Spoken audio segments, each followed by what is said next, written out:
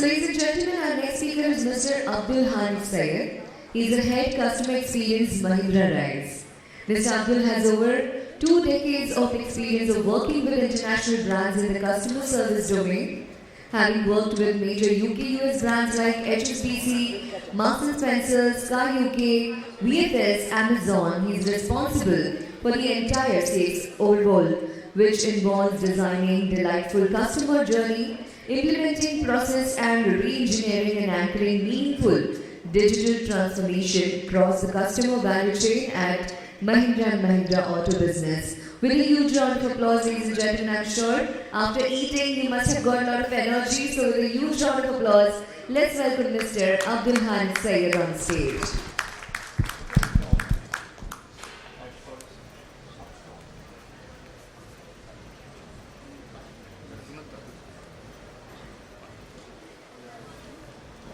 Hi, good afternoon everyone. So I'll try and make it very simple in terms of, since I'm kind of influenced by Mr. Jain in terms of keeping it simple, simplicity should be the key in terms of managing the right processes effectively. And from there on, how do you build up by adding the right technology, and then make the processes more efficient and more effective. From there on, I would like to try and keep very simple, keep it very tech-like, so that all of us can take away some 1 or 2 points for each of us. So the topic that I want to cover is customer to action, and how do we utilize the customer VOC and the customer analytics to enhance customer experience. So as we all talked, we all spoke about how are we sitting on data, on piles and piles of data today. We have got data across the customer journey, be it the discovery phase or be it the retention phase. We've got lots of data for us to learn and unlearn from. We are capturing immaculate amount of data, and how do we rightly use the data is what we want to understand. So there are various ways that different organizations do. There are various theories, there are various methodologies by virtue of which the data is put into action. So we'll learn probably 1 or 2 effective ways, or probably 1 or 2 ways wherein some of the organizations where I worked in the past has done it. So maybe that kind of reinforces us in terms of how we can effectively use the data. So first is basically what is the voice of customer. So typically, I mean, a lot of definition. Okay, we are all across this particular term. Or whenever of course, since we are related to CX, we would be knowing it. So if you ask me, I personally feel that you try and segment the voice of customer into 2 areas. One is the expectation of the customer, and the other is the experience of the customer. So customer, when they reach out to us, they talk about their expectations and they talk about the experiences that they've had against the expectations.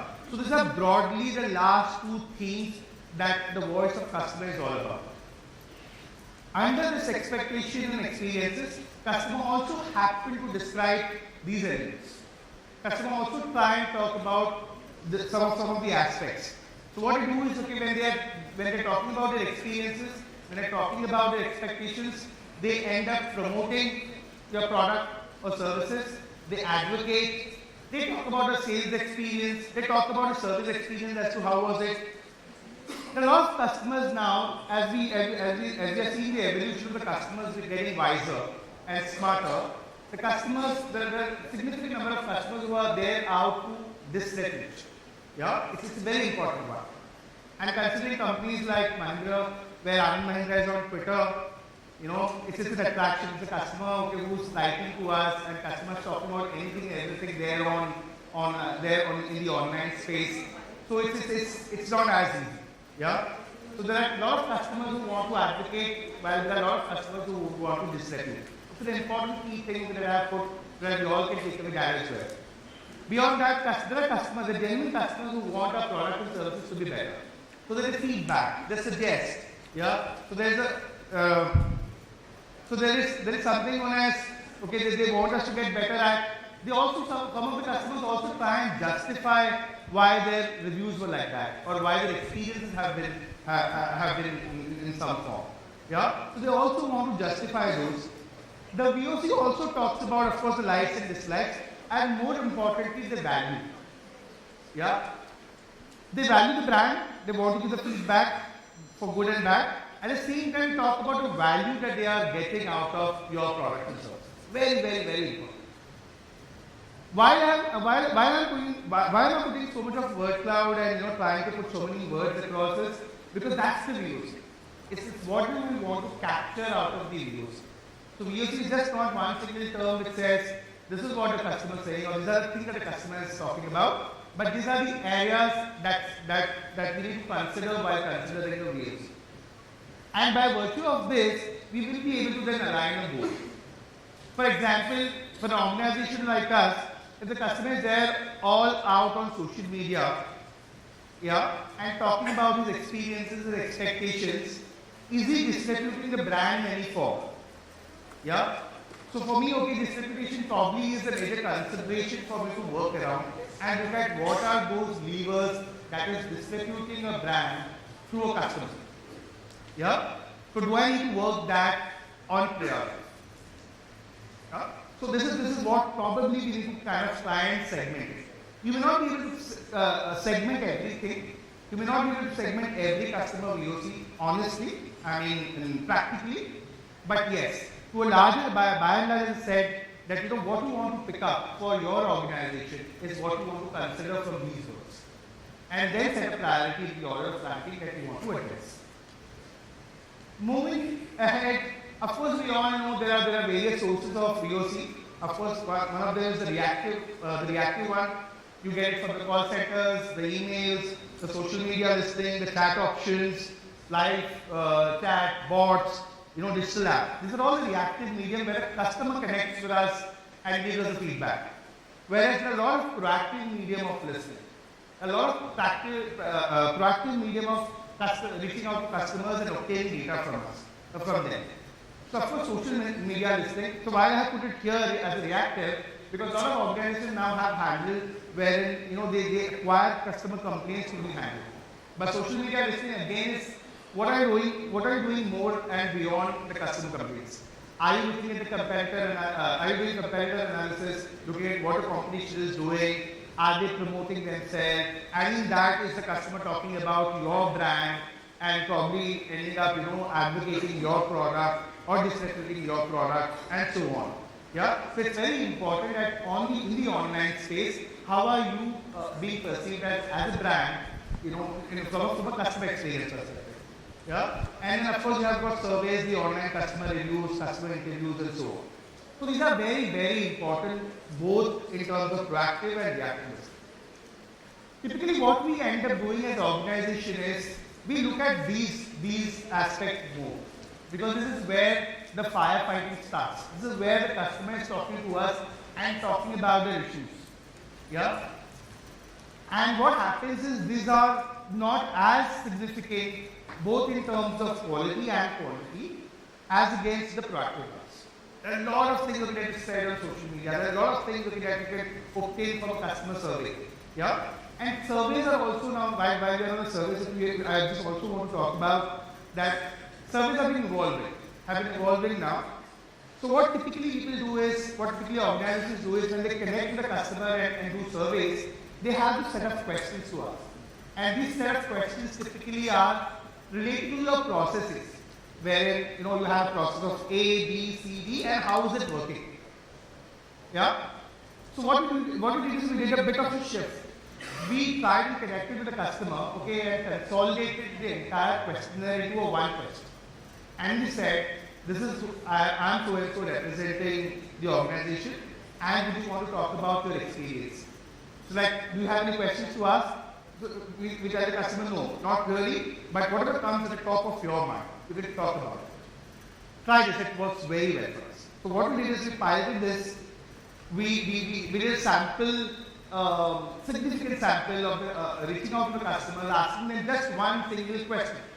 It created a big impact on the customer effort. Customers were all gung-ho about giving the feedback, so the reach was higher.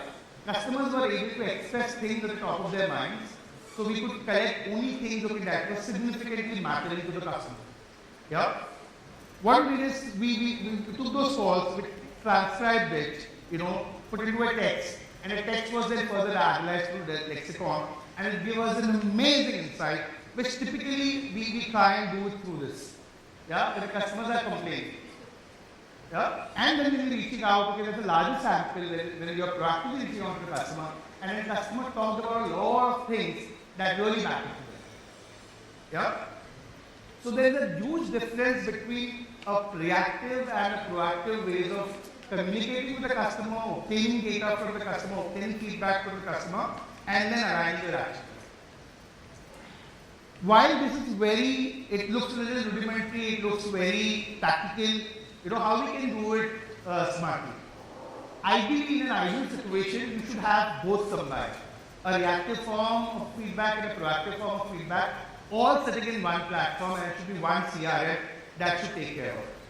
I just want to quickly ask the question, okay, is there any organization here that can say that, we have got all customer feedback, all customer issues, all that the customer is saying in one single thing, and it's one single report.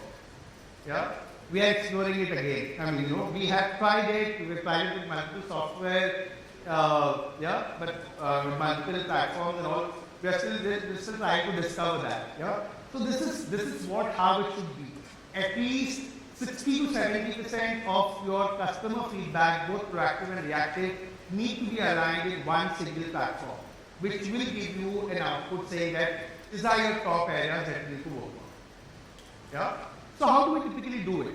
So typically what happens is, we need to know from a VOC perspective, we need to know two areas.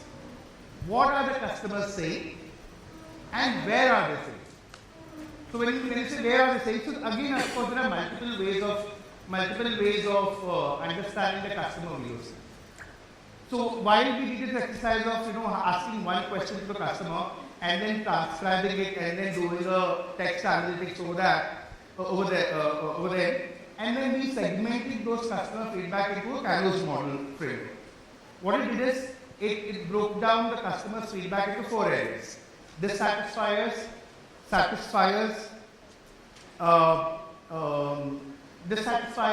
and then basic and hygiene. So you get to know from the customer says, no, I was not really satisfied. They didn't wash my vehicle very well. Yeah. It was okay. I mean, they did a decent job. So that was like basic hygiene you met. Customer said, yes, they did a great job. They ensured that they followed the promise. Then the 4th is the delighter group, where the customer said that I went for this job. They took the appointment immediately and they turned it around. Okay, the part was not available. They went to the dealership from A to B, and B acquired the part, okay, and then they got it for me and fixed it for me. So that was very delightful. Yeah. So what you do is you segment this customer feedback into these 4 areas and look at what are those delighters, what are those basics that you're missing on. So while you're working on the basics that is being missed or dissatisfiers, you also look at how you are going to improve the delighters and work on the delighters, because that is where the customer is kind of talking about as being a delight. So similarly, there is another form of segmenting the customer feedback is putting it across the customer journey. So you basically look at what the customers are saying. Okay, you look at a sentiment analysis, which is very basic. While there is sentiment analysis, okay, what is it one single set of feedback the customer is talking about, under each of those areas. Yeah, and across what particular channel, in terms of in case if it's like website, are they talking about from the main website page, some landing page, the chat bot, and so on and so forth. Yeah, so you need to club this both together and then arrive across the customer journey. What are your top VOCs? And in case if you have a KPI for each of those areas, you can put a KPI measure. Yeah. So typically, okay, that's how you will culminate the entire customer feedback into one area and maybe a one-pager report that we must have across the customer journey, talking about these are the customers, okay, who are talking great about a particular engagement or an experience, and these are the areas where the customer is saying no, not really good. So while you do that for a particular stage, you can also look at how you can break it down and then talk about what are those high points for the customer. what are those low points for the customer, and what are the moments of truth. Yeah, and this is that. Okay, you can try and again do a one pager for each of those sections, and then this passes on. Typically, this is what we do. See what happens in the large organizations is, there are too many people, okay, who are responsible for too many stuff. We typically end up okay, not aligning the responsibility to someone, okay, who's supposed to be aligned. So what happens by virtue of this is we identify a process owner. We say you are responsible for this stage, and these are your moment of truth, and these are your high point and low points, and you will let us know how you will develop an action. So this is what we did across the customer journey, and that brought a phenomenal result in the last 3.5, 4 years, but at least for Mahindra Auto that we've seen. Okay, we have had a complete transformation and overhaul of the entire customer experience through this customer mapping journey. This is the last one, okay, in terms of typically what happens is, when we do that, okay, we typically, the Indian sense is, let's do it all together, let's overhaul everything, let's, fix up every issue in order. There will be some insignificant, some one or two experiences that some senior management may talk about, and you may take that as, the thing, and we'll work on that because of his or her experience. Yeah. Typically, we are not too sure about what is the goal. So when we are doing the action planning basis the customer VOC, we need to know we need to have a complete clarity of what we want to achieve and how we want to achieve. Are we supposed to be best in the industry? Are we supposed to be first in the industry to do this? Or are we supposed to be as good as in the industry? Or are we okay to be there, okay, not really managing? Like for example, we have a personal segment and a commercial segment. So can we do it for both?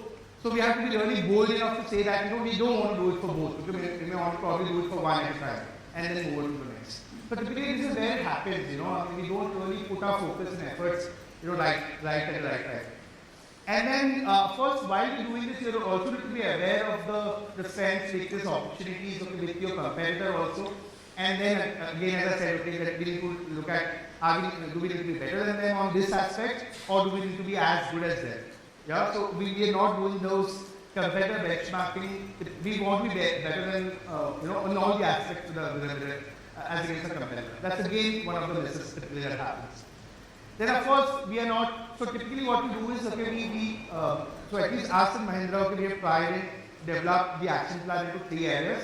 One is like you firefight, you try and give the resolution to the customer, and you're like giving the right experience to the customer has reached out to you. And second is here and now in terms of how do you want to go ahead and get better in the short term time plan. And then futuristic is how do you want to get involved with technology and do a better picture for the customer in the years down the line. So that's how you typically you have your goals and strategies. Again, action plan need to be like clear and sharp. I mean, it has to be quantified. Clear owners know what that large organizations may have that problem. There's always an overlap which we probably need to declutter. And of course, time bound. And the big one is the investment. While your organization will say that you need to be first in the customer centricity, first in the customer experience space, are we okay to proportionately align resources both in terms of time, money, human resources? Yeah? So these are typical failure points in the CX module that organizations have. That's about it. So the last would be, you have a dashboard, that one platform where you have it. So you have a dashboard which says, these are your top POCs and your top measures, and how are you doing it? Is there an increment at least, in each of those, across the customer journey areas or the sections by virtue of it, which is giving you a quantum result. That's about it. Thanks. Thank you so much.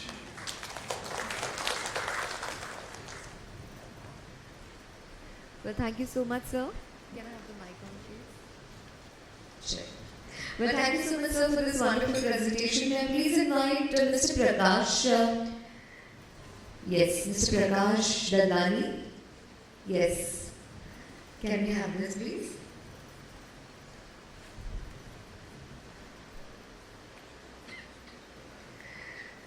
So, Mr. Abdul, this is for you. Thank you so much for the presentation.